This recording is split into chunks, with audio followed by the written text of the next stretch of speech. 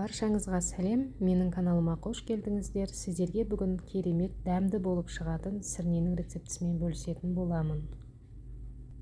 Мен осы етімізді турап дайындап аламыз. Қызып тұрған қазанға етімізді орналастыратын боламыз.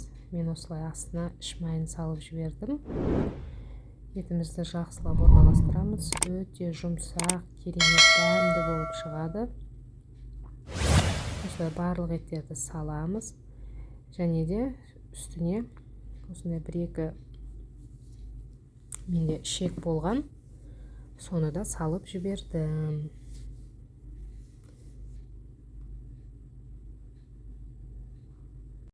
Келесі кезекте қамырымызды дайындаймыз. Ұнға бір жұмыртқаны салып, тұзды суға қамырымызды илеп аламыз.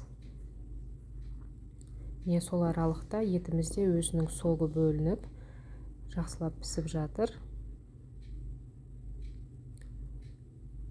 Қамырымызды жайып, ортасына жусай салдым.